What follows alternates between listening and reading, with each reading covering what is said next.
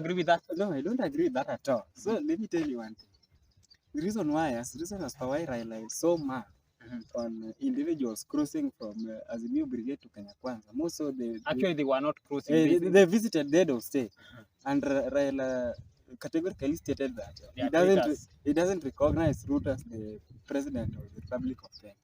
That's the reason why he was mad at those people, specifically those MPs who went to visit the head of state, the likes of MP of Langata, Jalango, MP of Bondo, member of parliament from the constituency was there, Kisumu senator was there, just to mention a few. Yeah. But let me tell you one thing which you don't. I've studied Raila political moves for a while, and I want to tell you the reason as to why Raila doesn't want all these people to associate with the government. Raila only wants that he is the only one who has the monopoly of bargaining. He is the only one who claims the monopoly of power and bargaining. So he was mad at those MPs because those MPs went for handshake before him. Particularly, I want to mention this, that Raila doesn't want leaders who thrive, who come from let's say somewhere, so that they can also enjoy that popularity that he enjoyed. More particularly to the counties that comes from Kenya. I'm born there, I'm raised there, and I witnessed this in 2007 election when we had an MP, the renowned and the famous Rafael Tuju. Rafael Tuju is the MP who transformed our constituency, Rariga constituency, to a state that it is right now, because he closely worked with the government. And Raila realized that with these massive development projects that Tuju was instituting in the constituency, he thought that Tuju would easily overthrow him as the kingpin, as they always refer to him as the Luo Kingpin. Though me, I don't refer him as Luo Kingpin. Since when? I don't refer him because he's just a normal human being like anybody. And history has demonstrated that Raila does not even mean good for those people who he claim to be leading. Take for example, you know, Raila is let me say, on a lighter note, Raila is just a joke. The other day, Raila took her daughter to Yala, sealed. Raila took her sister and made her the women rep Kisumu County, sealed. Raila took the brother, Dr. Buruding, Sia Senate. Then after sorting his family, then he now comes to the unemployed youth, marching to the streets so that they can demonstrate that they have people's barak. People's baraks of war. Jeshi bila risasi. Raila is a joke. And perhaps let me tell you this. I've studied Raila since his first time when he vied for presidency in 1997. He came back, he said Kibaki Tosha in 2002. He came back again in 2007 as a presidential candidate, failed again in 2013. 2017 also failed. That is his life. I don't want to interfere with his failure life. But what I'm interested in, how Raila consistently misuses the youth. He misleads individuals, perhaps those people who don't have that, or let's say the discerning opportunity to decide on their own. And the other day, it's just a coincidential that as we are studying this in class, that we have a certain theory called master theory. In this theory, you get that the governing elites, or let's say the governing elite, they don't want the less fortunate to get education, to get informed, because why does it have these people to get informed? Because they can easily propel revolution. You get that? This is the reason why Raila doesn't want all upcoming leaders. He doesn't want any leader who is upcoming, who will overthrow him as the so-called working pain, and who will overthrow him to let's say what he enjoys, that the controlling the masses. And perhaps as I finish, I want to tell you that the current movement of Jeshi la Baba, I think the CS Interior should take it serious, and they should be treated as bandits, because people, we have issues to discuss here. The high cost of living, but they have not violated the peace. I agree with that, but at least I think people should wake up, and people should now realize that Raila does not work for the interest. Okay, Evans, you can add your fellow. So, in contradiction to what my brother just said, is that he said that Raila is not the law kingpin. And what I would like to remind you, my friend, is that Raila have been the law kingpin since 1992 when he channeled the issue of multi-party system, and he was among the leaders who fought for multi-party in Kenya. Secondly, you said that Raila took his family to various political posts in Luo Nyanza, all in the Luo region. And what I would like to advise is that Raila never took any of his family members to buy, or rather to buy. He imposed there. What about he never imposed any of his family. What about Yara? Yala, people are given opportunity to apply. People applied, and after the application, They were vetted. people were vetted by various political parties. People were nominated to the Yala.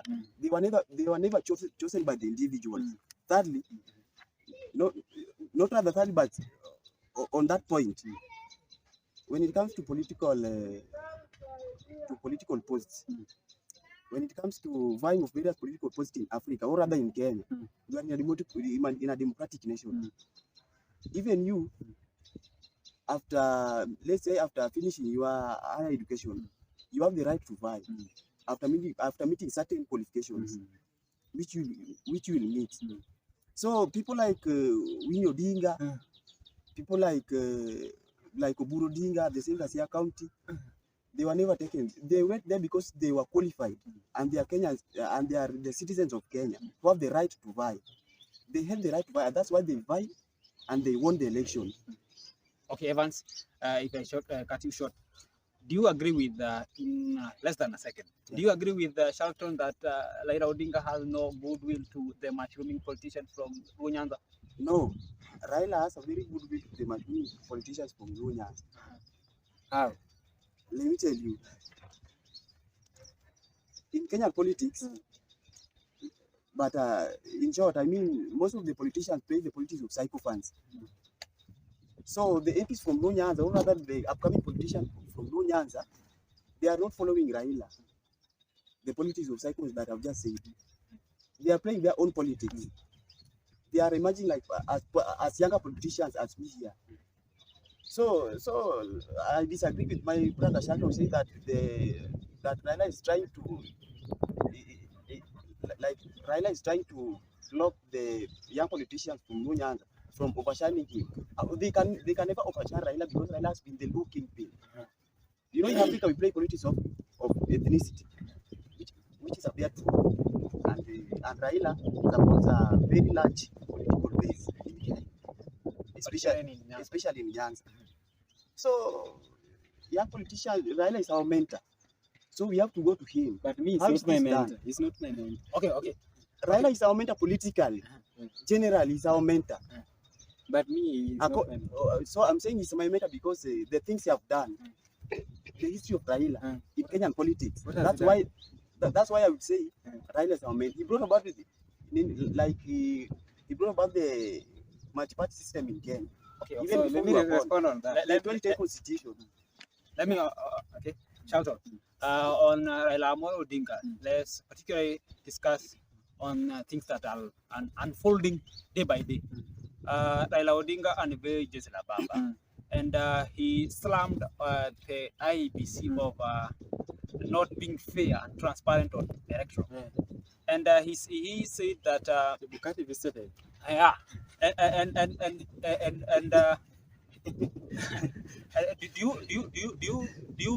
agree with Baba that or do you perceive or agree with Baba that maandamano are a solution to the problem that Kenyans are facing, particularly during elections? No, first of all, before I respond on that issue, I wanted to correct my brother. You know, these people supporting, let's say, the fallen as a new brigade, they are used to cliché but not facts. So number one thing, he has said that Raila fought for liberation of this country. I just want to advise my brother that to go down the memory line and read history very well. Because during the multi-party struggle, even during that time, people who fought for multi-party basically were, let's say, the let's say organizations such as trade union, human rights, and elites such as Miguna Miguna, and the former student leaders from Kenyatta University, and let's say the likes of Paul Mwite, Orengo, Let's just read history very well. I never saw the impact of Raila then, because then there was an issue of Ford Kenya, and during that time they were constituting Ford Kenya, the likes of Jaramogi Odinga and Let's discuss about the maandamano. So the maandamano problem, as a solution, I think Kenya, we have a very outlined institution to deal and address various issues. Raila said there were some electoral injustices, and even claimed that Chebukati visited him during before election so that they could discuss how they could even rig the election. And I want to tell you that if you think I'm lying, Raila is just a smart joke, for lack of a better word, because he had the time to avail all these evidences before the 7-bench judge, that's the Supreme Court. He had the opportunity to adduce all this evidence so that the Supreme Court will rule on his favor. But due to the fact that they had no facts, their let's say their affidavits and their claims and their pleadings were based and were literally standing on stilts. That's the reason why the Supreme Court upheld the election of William Ruto. That means Ruto was legitimately elected by the people of Kenya. So I think the maandamano is just a waste of time, and is just plotting on how they can threaten the ruling government so that they can have a handshake. But I think they are. So you say Raila Odinga is looking for handshake? Absolutely, Raila wants an handshake. That's why he continuously looks and get this unemployed youth outside here. But you say he's not looking for handshake. No, Day by day. no. Anataka chini ya maji. Raila truly needs. Raila wants an handshake.